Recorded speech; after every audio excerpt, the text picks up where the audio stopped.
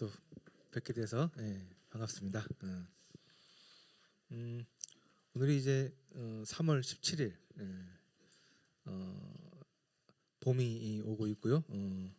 저희 교회적으로도 3월 이제 4월에 복음 집회를 준비하고 있습니다.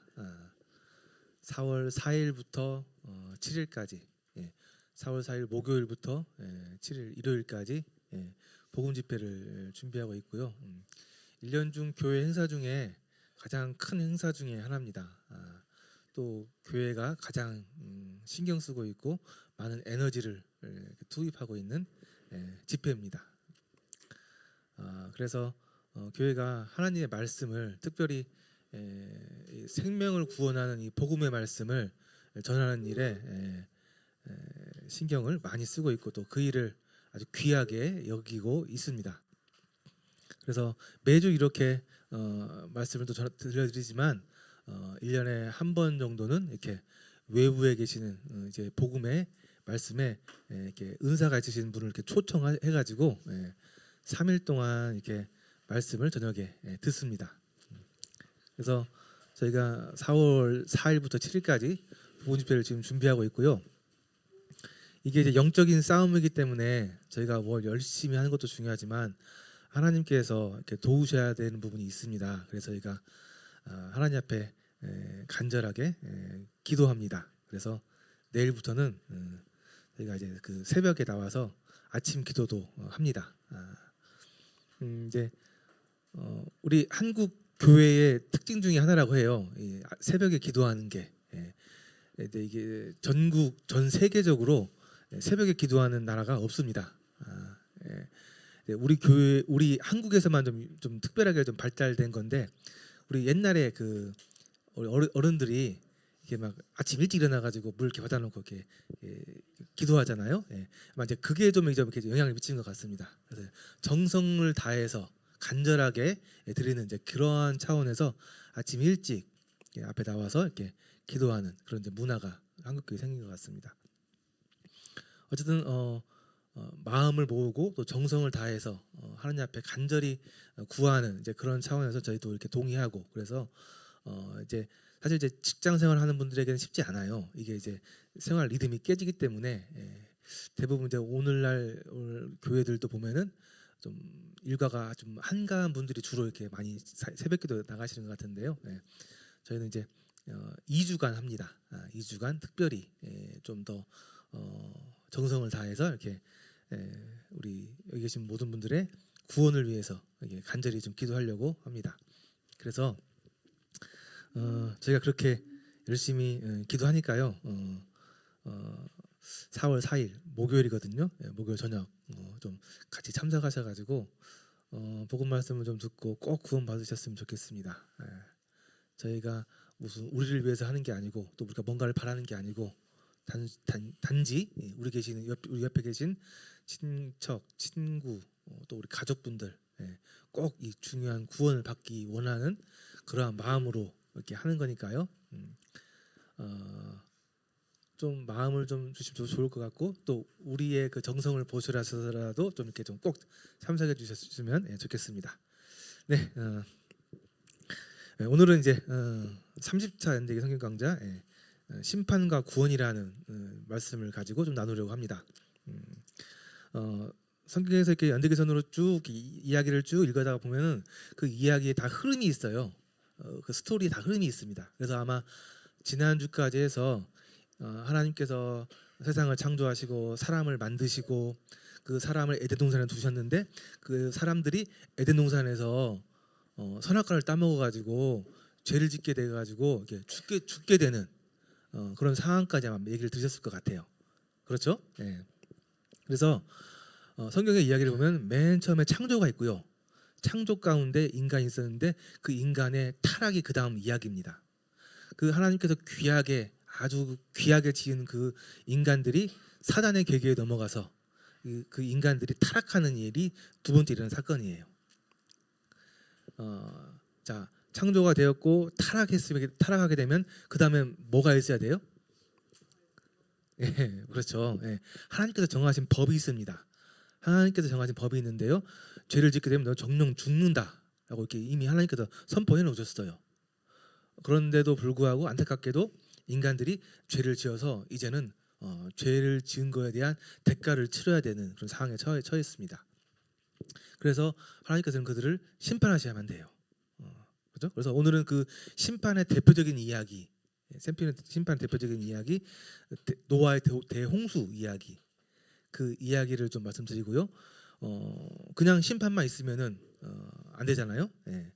물론 이제 심판이 있어야 되는 게 당연하지만 하나님은 사랑의 은혜의 하나님이시기 때문에 그 심판 가운데 구원받을 수 있는 길을 만들어 놓으셨고, 하나님께서 원하시는 것은 너희들이 죄를 지었기 때문에 심판을 받아야 하지만 내 말을 듣고 내 말을 믿고 이 심판의 길에서 구원의 길로 나와라, 그 구원의 길로 들어가라 라고 하신 것이 하나님의 진짜 마음이고 의도예요. 그래서 여러분들 오늘 들려드리는 말씀들을 통해서 심판 가운데 하나님께서 예배해 놓으신 그 구원의 길, 심판 가운데 하나님께서 우리를 위해서 예배해 놓으신 그 구원의 길을 잘 듣고 그 길로 여러분들이 들어가실 수 있기를 바랍니다. 이게 이제 하나님께서 하신 일이고 하나님의 마음이 그렇습니다. 그래서 오늘 이제 그 이야기들을 나눠보도록 하겠습니다. 그래서요, 우리의 최종 목적, 그러니까 정말 중요하고 하나님께서 원하시는 것은 구원인데요. 이 구원에 가기 위해서는 전제돼야 되는 게 있는데 뭐냐면은 내가 죄를 지었고 내가 이제 심판 가운데서 죽을 위기에 처해 있다. 이것이 인정이 되어야만 그 다음 단계인 구원으로 넘어갈 수가 있습니다.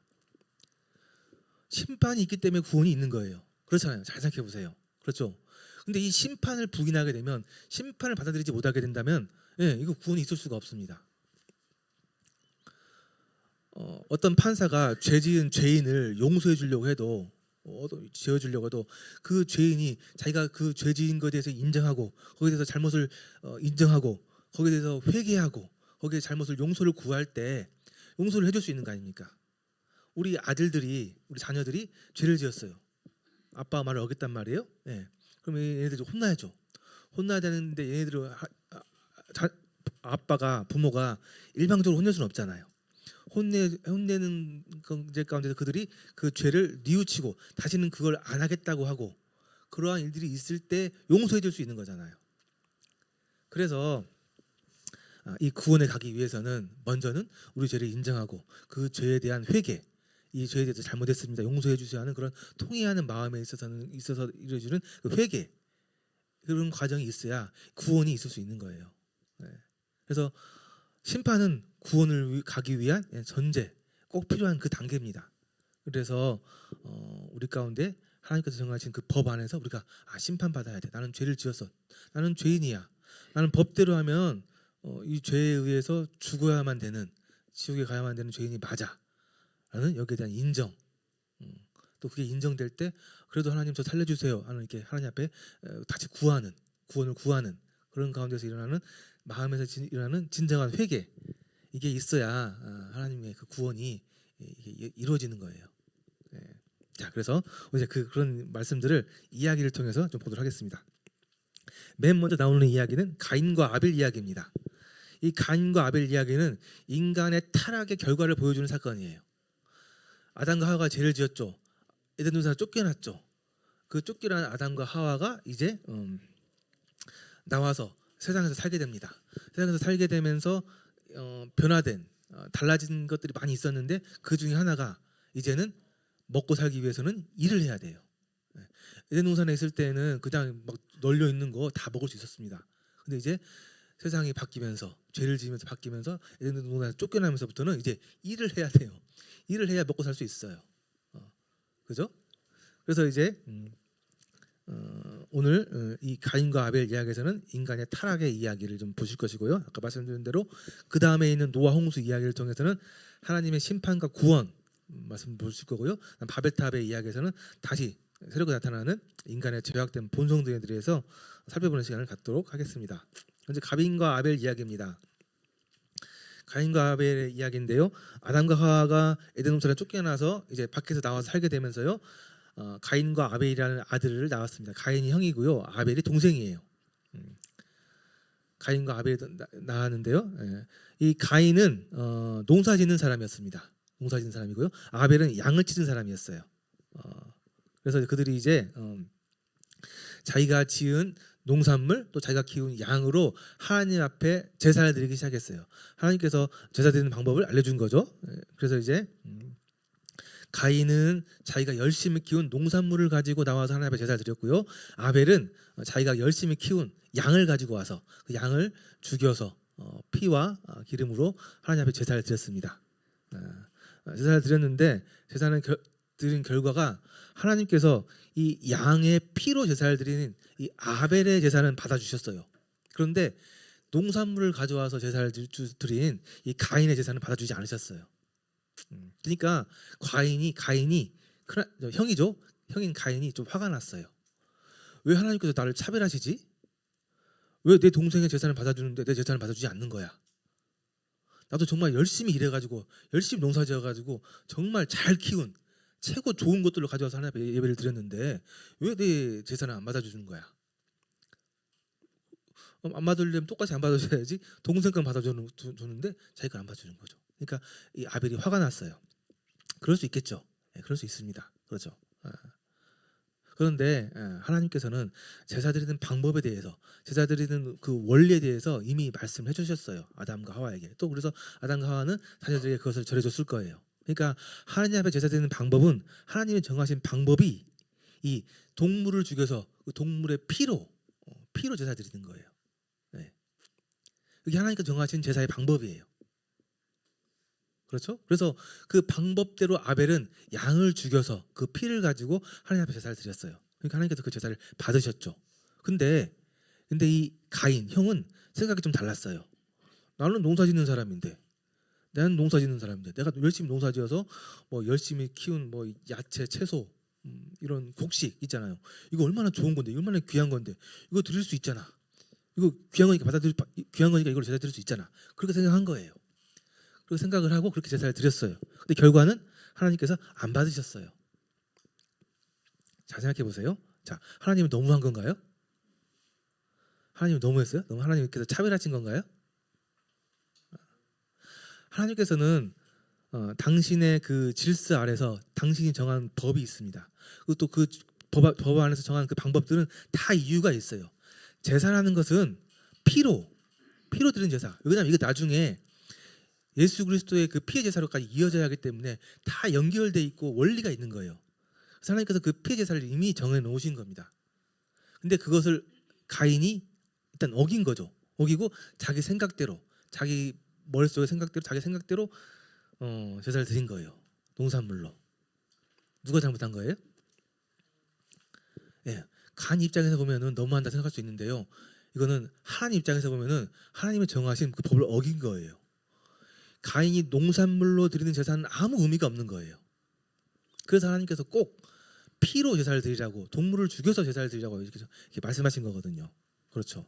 그래서 하나님께서는 이 가인의 제사를 받아들일 수가 없었습니다. 받아줄 수가 없었어요. 가인이 뭘 잘못한 거예요? 맞습니다. 그렇죠. 가인은 정말 정성스럽게 귀한 걸로 제사를 드리긴 했어요. 근데 그 방법, 그것이 미안하지만 안타깝게도 하나님 생각이 아니고 자기 생각이었습니다. 하나님이 정한 법이 아니고 자기가 정한 법이었어요. 인간들이 타락한 그 모습 중에 하나가 이제 선악 간의 선악을 자기가 판단하겠다라고 그런 마음에 선악과를 따먹었다고 말씀드렸죠. 그게 죄라고 말씀드렸잖아요. 선악을 판단하는 일은 하나님께서 하시는 일이고, 이 사람 피조물이 하는 일은 그 하나님께서 정하신 법 안에서 그거를 순종하면서 살아가는 게 이 사람의 본분이고 순리인데, 이 사람이 그 본분을 벗어나서 선악 간의 판단을 자기가 하려고 하는 것, 그것이 죄라고 말씀드렸잖아요. 그죠? 그게 아담과 하와가 범한 죄였어요. 그런 죄의 결과로 나타나고 있는 모습이 이 가인의 모습입니다.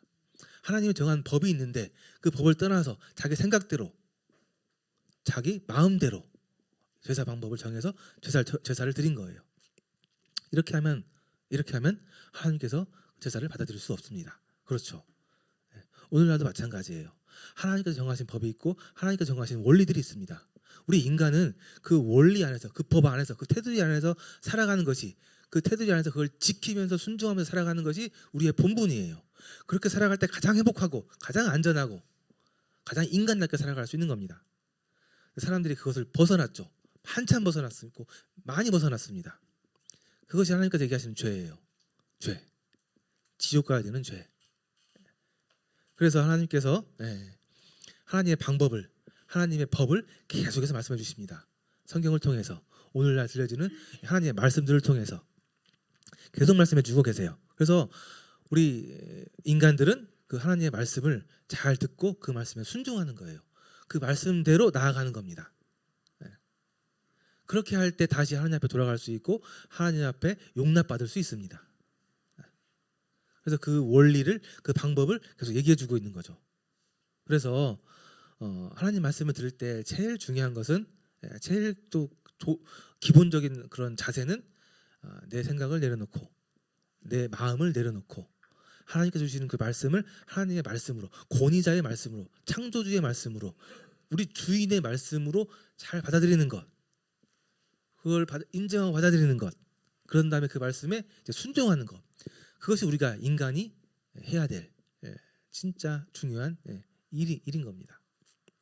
그래서 하나님 말씀을 들을 때는 마음을 이렇게 열고, 또 내 생각을 잠시 내려놓고, 내 생각과 하나님 생각은 차이가 많아요.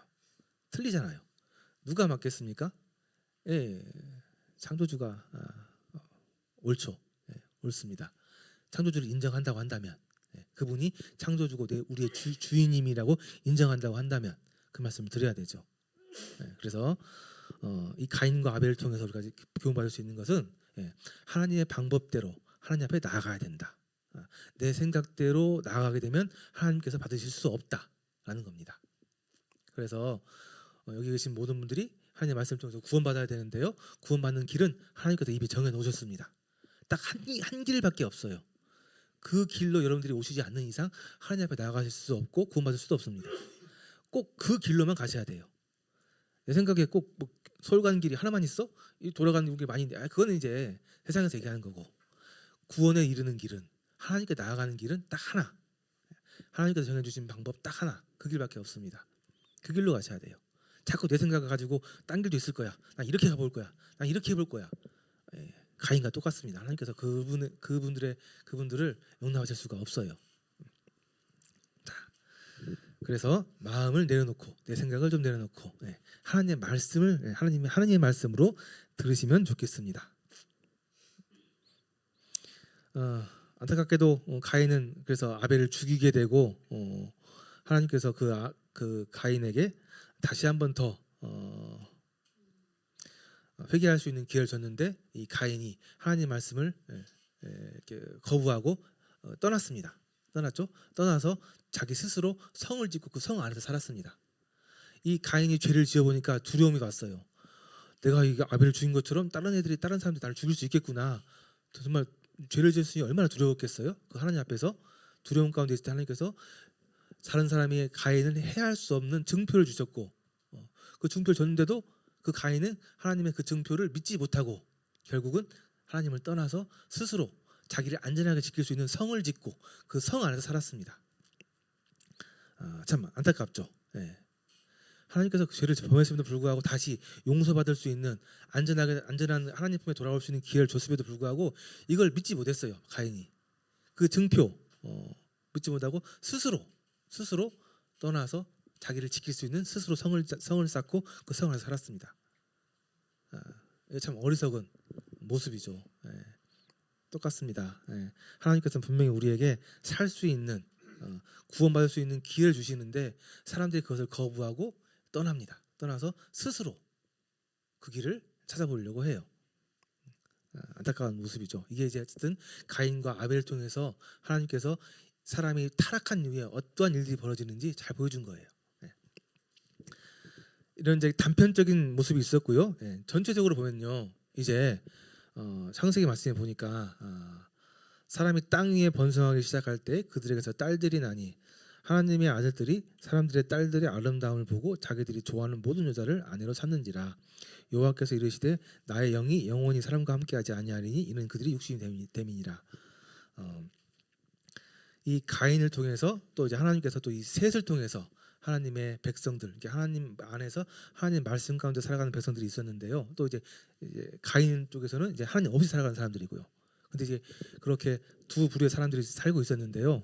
안타깝게도 이제 시간이 지나면서 이 하나님의 편에 있던 사람들, 하나님 범위 안에 있던 사람들, 여기서는 이제 하나님의 아들들이라고 표현이 되어 있는데 이 하나님의 아들들이 하나님 없이 살아가는 사람들, 성경에는 사람의 딸들이라고 표현이 되어 있어요.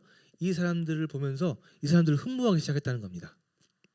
그러면서 그들의 아름다움을 보고 그들과 섞이기 시작했다는 거예요. 이것이 이제 하나님의 사람들이 세상에서 세상과 융화되면서 타락해 나가는 모습이거든요. 이런 일들이 벌어진 겁니다. 그러니까 하나님께서는 이제 이 이후에 심판이, 노아의 홍수의 심판이 임하는데, 심판이 임하는 것은 타락한 사람들하고 상관이 없고요. 하나님의 자녀들이 타락해 나갈 때, 하나님의 자녀들이 세상으로 나가게 될 때, 그때 하나님께서는 어쩔 수 없이 이제 그 하나님의 사람들을 지키기 위해서 심판을 계획합니다. 하나님의 아들들은 구주에 대해 살려야 하기 때문에, 그래서 하나님께서 심판을 계획하십니다. 그러니까 오늘날도 마찬가지예요. 이 그리스도인이라는 사람들이 자꾸 타락해서 세상적으로 변하게 되면은 하나님께서는 더 이상 희망이 없는 겁니다. 그들을 지켜야 돼요. 그러니까 심판이라고 하는 것은 벌 주기 위한 심판이라기보다는 사실은 하나님 입장에서 보게 되면은 지키기 위한, 하나님의 자녀들을 지키기 위한 심판이에요. 이게 좀 잘 이해가 안 되시죠? 좀 조금 이제 비유를 들어서 설명을 드리면은 제가 이제 그 컴퓨터를 다루는 그런 이제 전공이었으니까요. 컴퓨터를 잘 사용하다 보면은 컴퓨터 안에 바이러스들이 들어와요. 컴퓨터에 있는 중요한 데이터들을 파괴하는 바이러스들이 들어오거든요.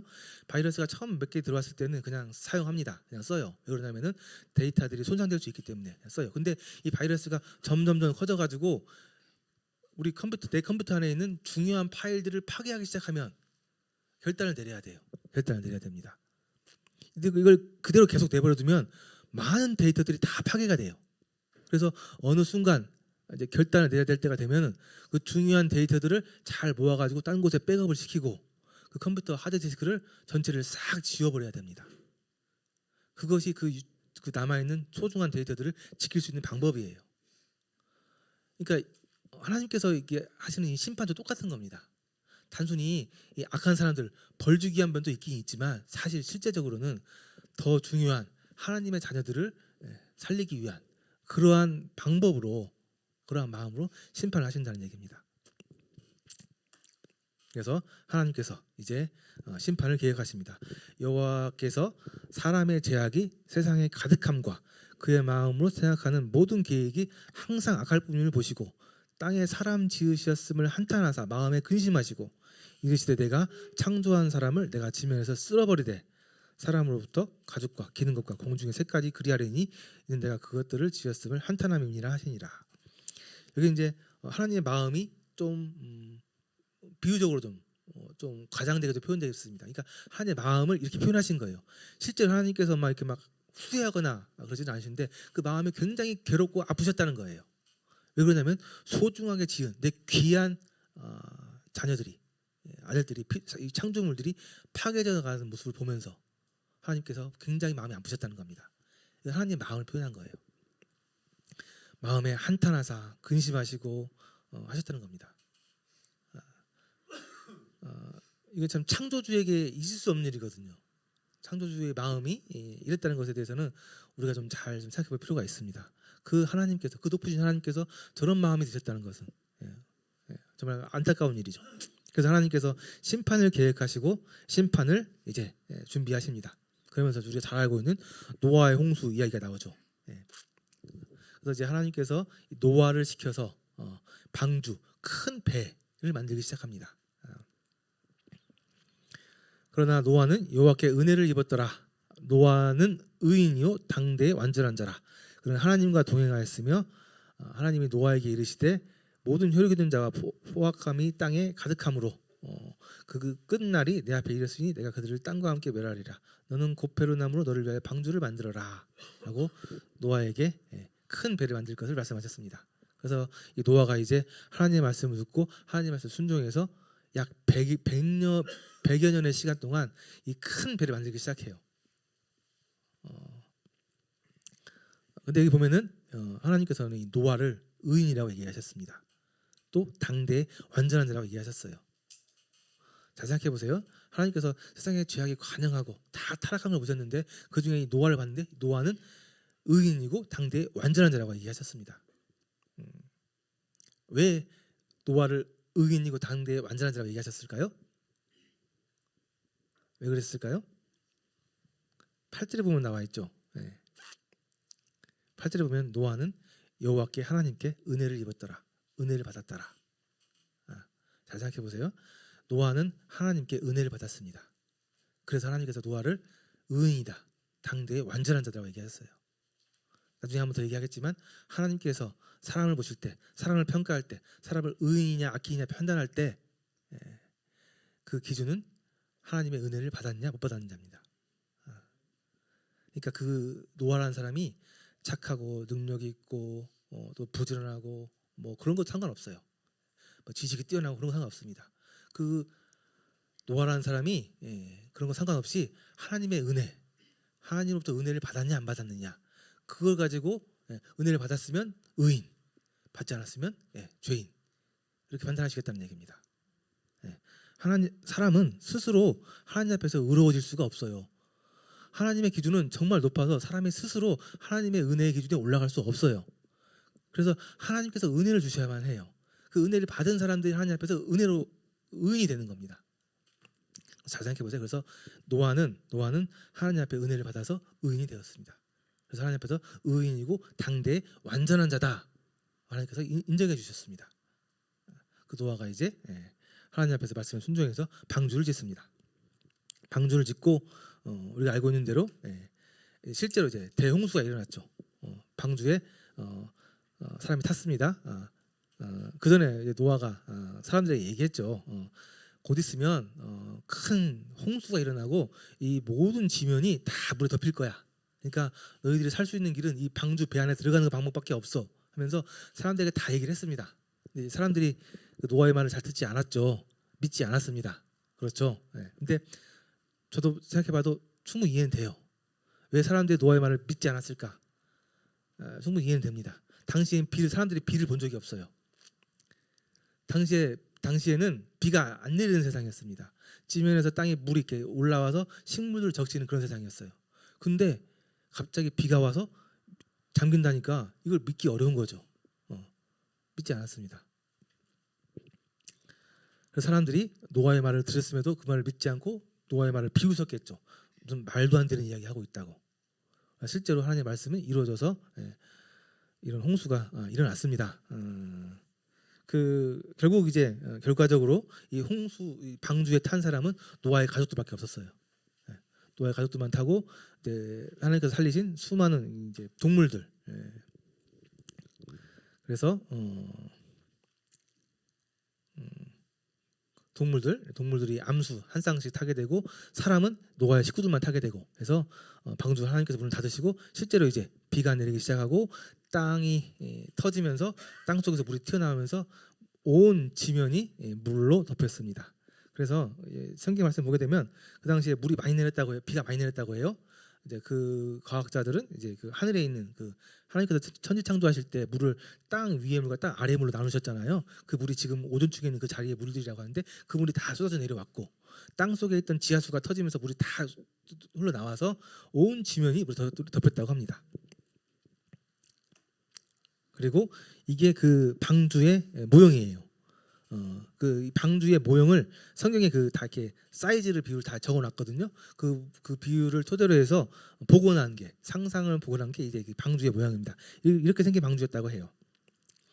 그리고 실제로 이제 그 노아 홍수가 일어났는데도 여러분들 노아의 홍수 기간이 꽤 깁니다. 비만 40일을 내렸고요.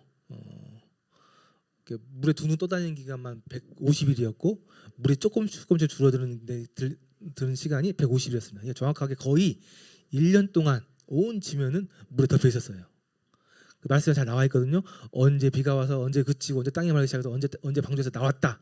그 말씀이 성경 말씀에 다 있어요. 그래서 그 말씀을 잘 찾아보면 거의 1년 동안 온 지구가 물에 덮여 있었습니다. 그래서 이게 이제 사람들이 보기에는 이제 말도 안 되는 이야기고 안 믿어지는 이야기죠.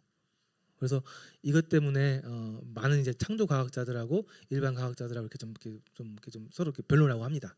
근데 말씀에는 분명히 이러한 대홍수 심판이 있었고요. 그리고 그 배가 노아의 홍수 배가 터키에 있는 아라랏산이라는 곳에 이렇게 내렸다고 나와요. 성경 말씀에 나와 있거든요. 실제로 근데 이 아라랏산이 터키에 있어요. 터키에 있는데 옆에 보시면은 인공위성에서 찍은 사진인데 봉우리가 2개 있는데 그 중에 이 한쪽 봉우리는 굉장히 높아서요. 백두산 높이의 거의 2배 된다고 합니다. 굉장히 높은 산이죠. 그래서 이 높은 데는 눈이 내리는 눈이 안 녹아요. 추워서 만년설이 덮여 있는 그러한 산이라고 합니다. 그래서 이 아라랏산이 실제 있었다. 또 홍수에 의한 여러 증거들 이런 증거들 많이 있습니다. 이런 것들 얘기하면 이제 정말 시간이 부족한데 어쨌든 이게 없었다라고 얘기하기에 확정하기에는 너무 분명한 대홍수의 증거들도 많이 있습니다. 그래서 이런 증거들 때문에 확실히 대홍수가 있었어라고 이렇게 딱 과학적으로 이렇게 눈에 보이는 걸로 이렇게 설명할 수 없지만 그렇다고 해서 없었다고 단정할 수도 없을 만한 그런 수많은 증거들이 과학적인 증거들이 많이 있어요. 그래서 그 증거들이 많이 있는데요. 그 하나만 좀 말씀드리기로 하면은 이 노아의 방주의 이 사이즈입니다. 노아 방주의 모형인데요. 이 노아 방주의 사이즈가 이 정도 돼요. 그러니까 축구장보다 훨씬 좀 긴 거죠. 근데 잘 생각해 보세요. 이 배의 사이즈는 그렇다 할 수 있는데 비율이 좀 특이해요. 굉장히 특이합니다. 그 당시 때 그 먼 옛날에 배를 만들 때 이렇게 길게 지을 수 있는 생각을 할 수 있었을까요? 근데 이게 오늘날 밝혀진 건데요. 이 비율 그러니까 138m, 23m, 14m 가로 길이, 세로 길이, 높이 길이. 근데 이 138m, 23m, 14m 성경에는 300규빗, 50규빗, 30규빗이라고 써 있어요. 근데 이 비율이 오늘날 과학으로 발견해낸 가장 안전한 배의 구조 비율이에요. 그래서 오늘날 큰 배들은 다 이 모양으로 지어요, 배를. 근데 이런 것을 발견한 게 1843년입니다. 오늘날 과학으로. 그래서 오늘날 짓게 되는 큰 배들은 다 저 비율로 배를 지어요. 근데 그 먼 옛날에 어떻게 사람들이 저 비율을 알아가지고 실제 저 모양으로 배를 지었냐고요. 이게 사람의 지혜로 사람이 만들었다고 한다면 좀 이해하기 힘든 일인 거잖아요. 그죠? 저 모양이 일반적인 모양은 아니잖아요. 좀 특이하잖아요. 근데 저 비율을 어떻게 알았을까 생각을 해보면은 이거는 사람이 했다고 생각하기 좀 어렵고요. 누군가 절대적인 지혜를 가진 분이 알려줬다라고 생각할 수밖에 없는 그런 여러 증거 중에 하나입니다. 그래서 다시 한번 말씀드리지만 노아의 홍수 이 사건에 대해서 오늘날 일반적인 사람들이 믿기엔 쉽지 않은 건 사실입니다. 그러나 성경 말씀에는 분명히 이것이 정확하게 그 배의 사이즈까지 다 기록이 돼 있고 그 과정까지 언제 비가 와서 언제 비가 멈추고 언제 배에서 나오고 그런 과정까지 자세히 기록이 돼 있고 이것들이 틀렸다고 얘기할 수 있는 증거는 없고 또 수많은 증거들이 어떤 면에서 보면은 많은 부분에서 이 홍수가 사실이라는 것을 증거하고 있고 그렇다는 겁니다. 자,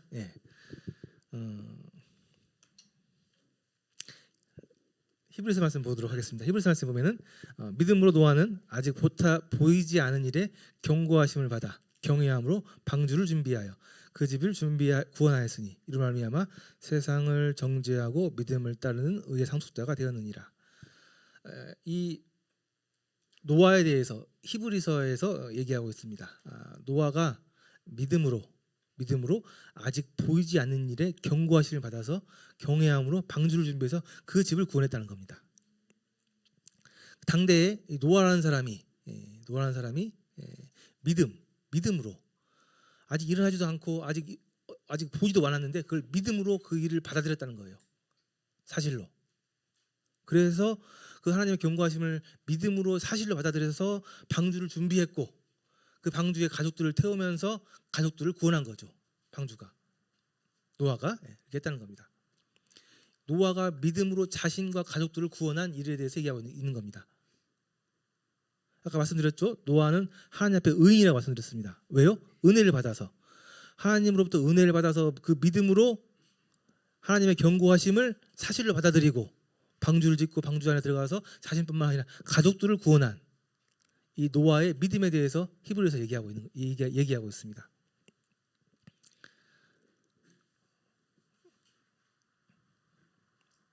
노아는 하나님으로부터 은혜를 입어서 믿음으로 앞으로 일어날, 아직 보지는 못했지만 앞으로 일어날 그 심판에 대해서 믿게 되고 그것을 준비하면서 구원을 얻게 되었습니다. 여러분들 가운데서도 꼭 이 일이 일어나셔야 되고 일어나기를 정말 기도하고 소원합니다. 여러분들에게 하나님의 은혜가 있으시기를, 하나님에게 은혜가 여러분들에게 꼭 내리시기를, 그 은혜가 여러분들의 믿음을 가져와서 여러분들이 그 믿음으로 앞으로 있을 하나님의 심판을 사실로 받아들이는 이 믿음이 있어서 여러분들이 그 심판을 미리 준비하고 대비하는, 그러므로 구원을 받게 되는 그 일이, 이 노아와 똑같은 일이 여러분들에게 꼭 일어나기를 기도합니다. 그 일을 위해서 또 계속해서 말씀해 드리고 있고요. 자, 이렇게 해서 하나님께서 심판 가운데 노아의 가족들을 구원하셨습니다. 많은 사람들이 하나님의 말씀을 믿지 않고 다 죽게 되었는데, 심판을 받게 되었는데, 노아에게는 하나님의 특별한 은혜로 노아의 가족들은 구원받게 되는 구원의, 심판 가운데 구원의 역사를 하나님께서 이루셨습니다. 이게 하나님께서 심판 가운데 하나님을 믿는, 하나님의 은혜를 입은 자들을 구원하는 하나님의 방법입니다. 자, 그 이후에 이제 또 바벨탑 사건이 일어나게 된 거죠. 이제 사실 성경에서는 범죄함, 그다음에 심판, 구원, 이 사이클, 범죄함, 심판, 그 가운데 구원, 이 사이클이 계속 동일하게 일어납니다. 똑같은 걸 계속 보여주는 거예요. 그래서 오늘날도 마찬가지고요. 우리 가운데 범죄함이 있었고 이제 심판이 있을 것이고 그 가운데 구원이 있을 것이라는 것에 대해서 미리 과거의 사건들 통해서 얘기해 주는 거예요. 그러니까 이 성경에서 나와 있는 처음 사건들 통해서 한 그 사이클이 지나갔어요. 범죄하게 되고 심판 가운데서 구원받는 노아의 홍수까지 이야기를 통해서 한 번 그 사이클이 지나간 거예요. 근데 그 역사가 또 반복이 됩니다. 그 출발이 또 이 바벨탑 사건이에요. 노아의 홍수 이후에 사람들이 다시 번성하기 시작했죠. 번성하면서 그들이 또 이제 하나님 앞에서 죄를 짓게 되는데요. 바벨탑 사건도 잘 아시죠? 많이 들어보셨을 테니까. 보니까 온 땅의 언어가 하나요, 말이 하나였더라. 이에 그들이 동방으로 옮기다가 시날 평지를 만나 거기 거류하며 서로 말하되, 자, 벽돌을 만들어 견고히 굽자 하고 벽돌로 돌을 대신하여 역청으로 진흙을 대신하고 또 말하되, 자, 성읍과 탑을 건설하여 그 탑 꼭대기를 하늘에 닿게 하여 우리 이름을 온 지면에 흩어지며 면하게 하였더니 여호와께서 사람들이 건설하는 그 성읍과 탑을 보려고 내려오셨더라. 여호와께서 이르시되, 이 무리가 한 족속이요 언어도 하나이므로 이같이 시작하였으니 이후로는 그 하고자 하는 일을 막을 수 없으리로다. 자, 우리가 내려가서 거기서 그들의 언어를 혼잡하게 하여 그들이 서로 알아듣지 못하게 하자 하시고, 여호와께서 거기서 그들을 온 지면에 흩으셨으므로 그들이 또 도시를 건설하기를 그쳤더라. 그러므로 그 이름을 바벨이라 하니 이는 여호와께서 거기서 온 땅의 언어를 혼잡하게 하셨음이라. 여호와께서 거기서 그들을 온 지면에 흩으셨더라. 바벨탑 사건 유명한 사건이죠. 사람들이 또 이제 살아가면서 하나님께서는 그들에게 다 온 지면에 흩어져 살아라 했습니다. 근데 이들이 모여 살았어요. 끼리끼리 또 모여 살았습니다. 왜 모여 살았습니까? 하나님 없이 살아가려고 하니까 힘이 필요해요. 하나님 없이 살아가려고 하니까 자신을 지킬 수 있는 힘이 필요합니다. 그래서 모여야만 했어요. 모여야 힘이 세지니까요. 그래서 사람들이 그렇게 흩어져 살으라고 했는데 그렇게 어기고 끼리끼리 모여서 힘을 모았습니다. 그러면서 성을 만들죠. 그 성 안에 모여 살고, 또 그러면서 그들이 자신의 이름을 내기 위해서 높은 탑을 지었습니다. 하나님 없이 살아가는 사람들의 일반적인 모습이에요. 사람들이 하나님 없이 살다 보니까 자기들이 스스로 살아갈 수 있는 힘이 필요했습니다. 그래서 사람들이 많은 걸 발전시키고 많은 것을 만들기 시작했죠. 오늘날 우리 사회에 이런 발전된 모습도 동일합니다. 사람들이 계속 발전하죠. 발전하고 하고 인간의 힘을 키웁니다. 지금 이제 자꾸 이 힘을 키워서 신의 영역에 도전한다라고 얘기하죠. 똑같습니다. 탑을 지어서 하나님 계신 신이 계신 높은 하늘에 올라가겠다. 네, 그런 마음이거든요. 요즘 여러분들 얼마나 이들이 하나님 앞에 이렇게 오만방자할 때 하나님께서 그들을 심판하실까요? 이들이 탑을 질 때 하나님께서 내려오셔가지고 그 언어를 싹 흩으셨다고 했잖아요. 얘네들이 말이 다 통하니까 계속 이렇게 짓는데 언어를 그냥 싹 흩어가지고 말이 안 통하게 해버려야지 해가지고 그게 멈춰진 거거든요. 오늘날도 마찬가지죠. 이제 사람들이 이제 이 언어를 극복하죠. 언어를 극복하고 이제 과학을 발달시켜서 요즘 이제 사람들이 창조자의 자리를 차지하려고 합니다. 그러면서 뭘 만들려고 그래요? 사람 비슷한 로봇을 만들고 있어요. 네. 오늘날 최고의 블루오션 사업은 로봇 사업입니다. 로봇 사업. 그래서 로봇 모양은 이미 지금 만들어져 있고 로봇 안에 들어갈 이 뇌, 이렇게 생각하는 두뇌, AI라고 하죠. 아주 핫하잖아요. 얼마 전에 보니까 깜짝 놀랐습니다. 이제 그 로봇가 사람들과 대화하기 시작했어요. 찾아보시면 나오실 텐데요.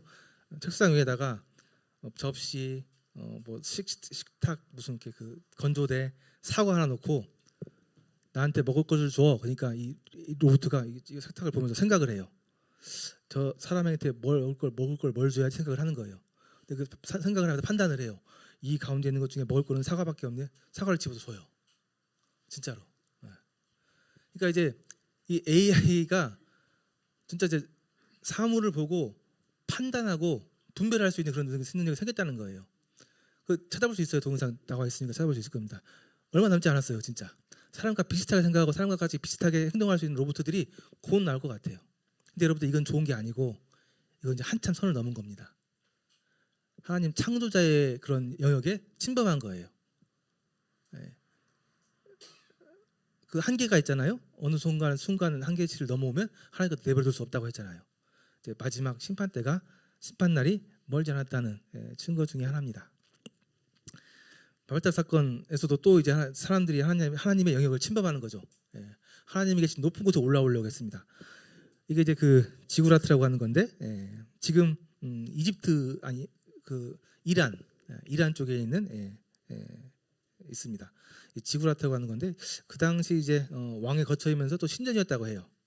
바벨론은 이제 그 마르둑 신이라는 신을 숭배하는데 그 태양의 아들이라고 해요.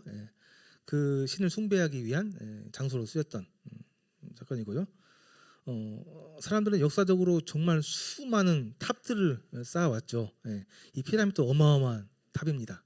오늘날 과학으로도 어떻게 그 시대에 저 사람들이 저걸 이렇게 다 지을 수 있었을까 이해하기 힘든 너무 규모가 크거든요. 오늘날이야 뭐 기계가 있으니까 가능했지만 그 당시 때 저거 어떻게 지었을까 좀 이해가 안 돼요.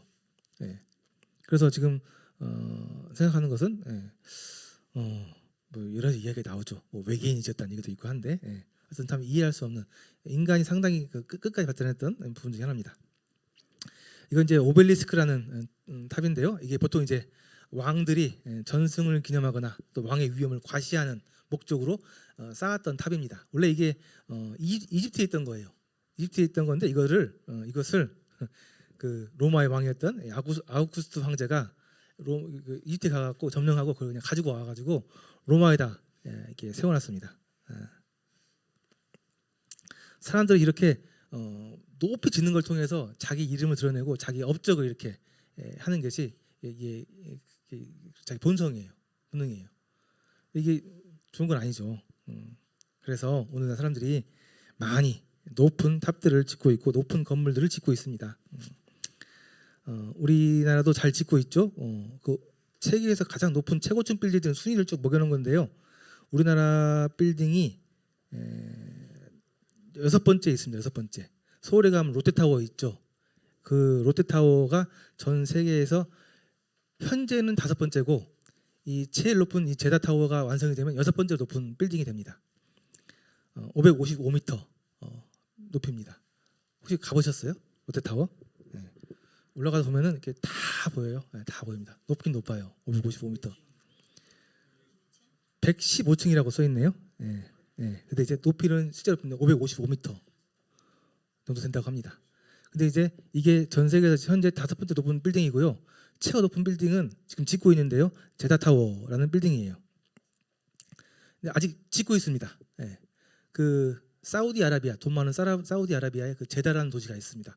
그 도시에 지금 짓고 있는데 이게 완공이 되면은 1000m, 그러니까 인류 역사상 처음으로 1km를 넘어가는 높은 빌딩이 지어지는 거예요.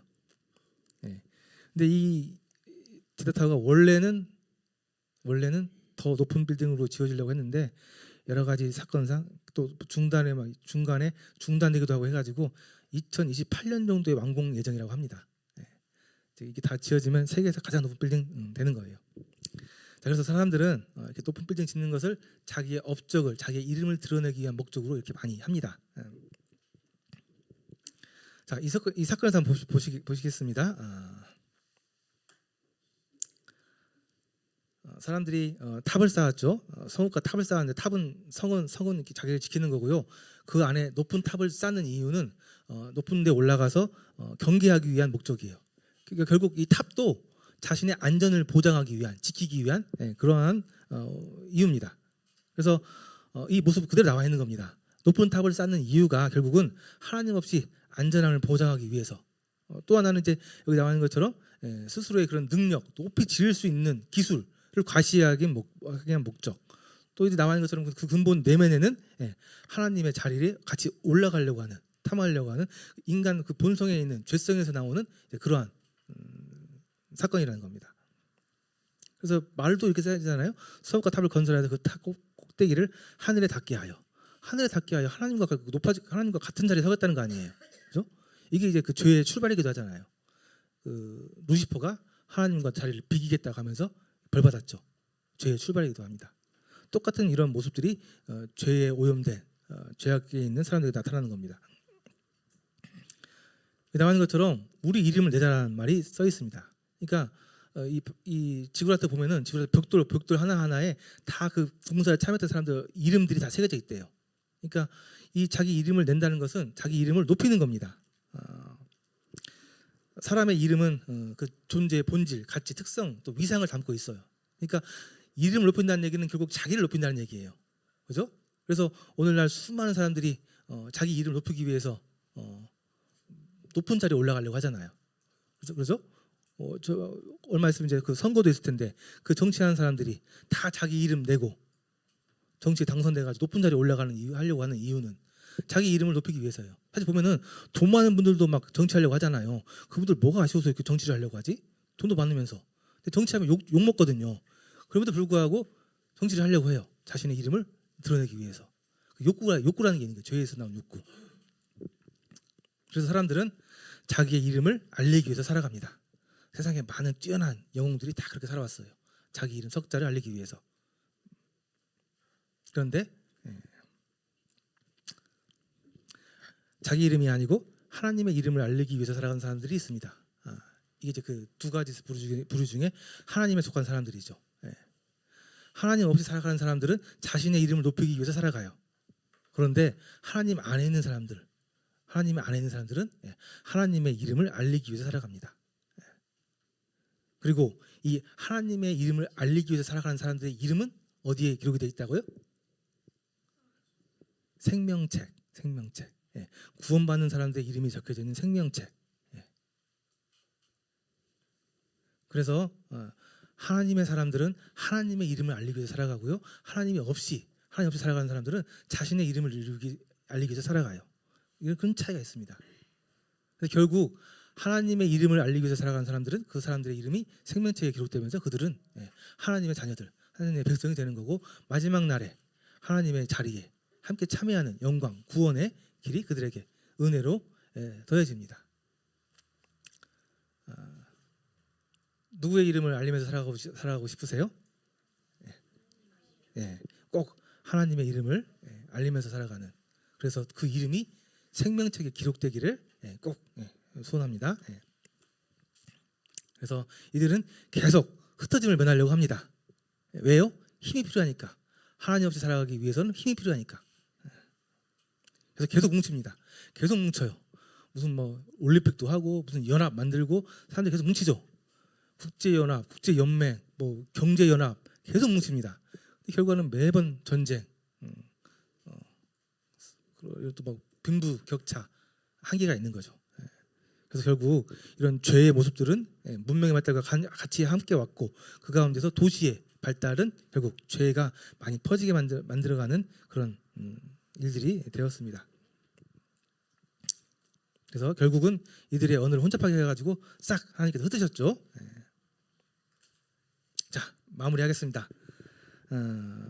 이렇게 노아 홍수 때 이렇게 한 번의 사이클이 있었고요. 하나님께서 다음을 얘기하셨습니다. 마태복음에 나와 있는 말씀인데요. 노아의 때와 같이 인자의 임함도 그러하리라. 홍수 전에 노아가 방주에 들어가는 날까지 사람들이 먹고 마시고 장가들고 시집가고 있었으면서 홍수가 나서 그들을 다 멸하기까지 깨닫지 못하였으니 인자의 임함도 이와 같으니라. 성경 말씀에 보면은요, 인자가 임할 때가 있어요. 예수님께서 다시 오실 때가 있습니다. 그때가 마지막 심판 때입니다. 인자가 오게 될 텐데 그때도 이와 같은 모습들이 벌어질 거라는 얘기예요. 이로 말미암아 그때 세상은 물이 넘치므로 멸망하였을 때, 노아 홍수 때는 물이 넘쳐서 망쳤습니다. 멸망했어요. 근데 이제는 하늘과 땅은 그 동일한 말씀으로 불사르기 위하여 보호되신 바 되어 경건하지 아니한 사람들의 심판과 멸망까지 보존해 두신 것이나.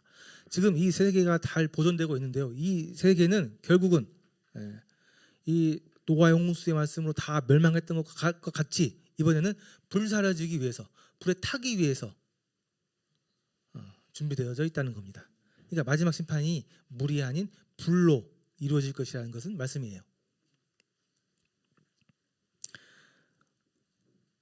그때도 똑같았어요. 물로 세상이 멸망된다고 분명히 하나님께서 말씀하시고 노아를 통해서 전파가 됐었습니다. 사람들이 믿지 않았죠. 오늘날도 똑같아요. 오늘날도 이제는 물이 아닌 불로 세상이 심판될 거라고 이미 말씀하셨고요. 그 말씀들을 지금 우리를 통해서, 하나님을 믿는 그리스도인들 통해서 전파되고 있습니다. 그렇죠. 우리는 그래서 과거의 일을 잘 교훈 삼을 필요가 있습니다. 그렇죠? 노아의 홍수 때에 물에 빠져 죽은 사람들이 죽은 이유는 뭐였어요? 방주에 안 탔기 때문에 그래요. 방주에 안 탔기 때문에, 구원의 길에 안 들어갔기 때문에 물에 빠져 죽은 거예요. 오늘날도 마찬가지죠. 오늘날도 심판이 준비되어 있다고 한다면 심판을 피할 수 있는 구원의 방주에 들어가느냐 못 들어가느냐에 따라서 죽거나 살거나 결정된다는 겁니다. 그러니까 심판은 이미 정해져 있고, 이제 여러분들, 우리는 이 구원의 방주에, 구원의 방법에 들어가야만 살 수 있다는 겁니다. 이 불에 타서 없어지는 세상 가운데서. 한번 다시 돌아가서 노아 홍수 때 그들이 멸망받은 이유는, 그들이 방주에 타지 않은 이유는 노아가 한 이야기를 믿지 않아서 그랬어요. 그렇죠? 노아가 그렇게 얘기했지 않습니까? 100년 동안이나 방주를 지으면서 너 뭐 하는 거야? 방주 짓는다니까, 심판이 있다니까. 말도 안 되는 소리 하고 있네. 100년 동안 그런 일이 있었다니까요. 사람들이 믿지 않았어요. 방주를 만들면서 그렇게 얘기를 해도. 그래서 그들이 믿지 않고 결국 방주에 못 탔습니다. 오늘날도 똑같아요. 심판이 있다고 그렇게 얘기를 하는데, 이렇게 얘기하고 또 복음 입혀서 얘기하는데 사람들이 안 믿으면 어쩔 수 없습니다. 안 믿으면 방주에 못 타는 거예요. 멸망하는 이유는 방주에 안 탔기 때문에 멸망하는 거고, 심판이 있다는 말을 믿지 않았기 때문에 멸망하는 거예요. 오늘 또 전해졌던 이 심판이 있습니다. 심판, 이 불에 타 죽지 않으려고 하면 방주에 타셔야 돼요. 구원의 그 안에 들어가셔야 됩니다. 이 말을 안 믿는다고 하면 어쩔 수 없습니다. 똑같은 일 또 벌어지는 거예요. 노아 홍수에 있었던 그 사건 일과 똑같이 그 과거에 있었던 일이 또 벌어진다니까요. 역사는 반복되잖아요. 이게 그냥 얘기가 아니라니까요. 앞으로 있을 일을 지금 하나님께서 지금 그 사건을 통해서, 과거의 일을 통해서, 말씀을 통해서, 또 우리 하나님의 사람들 통해서 말씀하시는 거잖아요. 그렇죠? 엄중하게, 심각하게 받아들이셨으면 좋겠습니다. 당장 심판은 이미 선고되었고, 이 심판이 집행되기를 기다리는 그 유예 기간도 아까 말씀드렸죠. 얼마 안 남았습니다. 인간들이 너무 한없이 선을 넘었어요. 이제 얼마 남지 않았습니다. 심각하게 생각하시고 이 구원의 방법에 대해서 구원에 대해서 좀 잘 생각하시고 고민하시고 또 좀 교제해 주시면 좋겠습니다. 네, 그럼 이상으로 기도하고 마치도록 하겠습니다.